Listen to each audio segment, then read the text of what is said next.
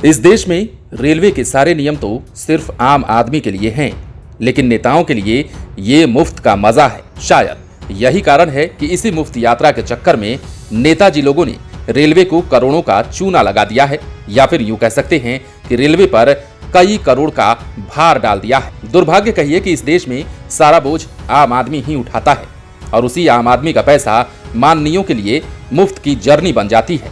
सवाल ये है कि आखिर ये मोल भाव क्यों है, और अगर है भी तो सबके लिए नियम समान क्यों नहीं है?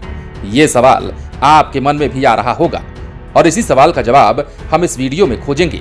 इसके साथ ही ये जानेंगे कि आखिर कैसे मुफ्त यात्रा के चक्कर में रेलवे पर 62 करोड़ का लोड पड़ गया है। दरअसल रेलवे ने यात्रियों को मिलने वाली छूट को कोरोना काल में बंद कर दिया था और उन्हें अब तक बहाल नहीं किया गया है, लेकिन लोकसभा के मौजूदा और पूर्व सांसदों को ट्रेनों में निःशुल्क यात्रा की सुविधा से बीते 5 साल में सरकारी खजाने पर 62 करोड़ रुपए का भार पड़ा है। सूचना के अधिकार यानी कि आरटीआई के तहत प्राप्त जानकारी के मुताबिक कोरोना की वैश्विक महामारी के दौरान 2020-21 में करीब 2.5 करोड़ रुपए इस तरह की यात्राओं पर खर्च हुए हैं। मौजूदा सांसद रेलवे की प्रथम श्रेणी की एयर कंडीशन श्रेणी या फिर एग्जीक्यूटिव श्रेणी की निःशुल्क यात्रा की पात्रता रखते हैं।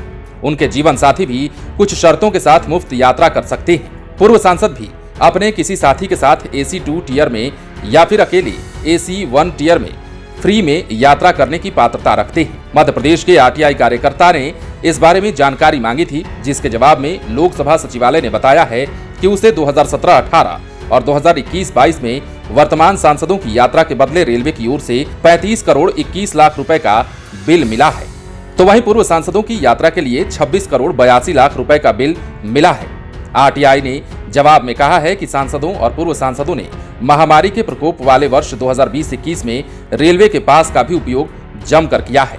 उनका बिल क्रमशः 1 करोड़ 29 लाख रुपए और 1 करोड़ 18 लाख रुपए था।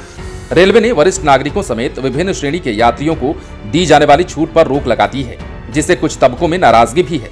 वरिष्ठ नागरिकों को दी जाने वाली सब्सिडी खत्म करने की कदम की भी खूब आलोचना हुई है, तो वहीं दूसरी ओर पिछले 5 सालों में देश के माननीय सांसदों की वजह से रेलवे पर अतिरिक्त 62 करोड़ का भार पड़ा है। ये भार रेलवे उठाएगा ही, ये तो तय है, लेकिन सवाल ये है कि आखिर आम आदमियों पर सारे नियम लागू क्यों होते हैं? अगर ये नियम सबके लिए समान होते तो आज रेलवे को 62 करोड़ का चूना नहीं लगाया जाता। अब ये बात भी साफ है कि जो अधिकार सांसदों को दिया जाता उसी अधिकार के तहत उनकी ये यात्रा भी मुफ्त में होती है।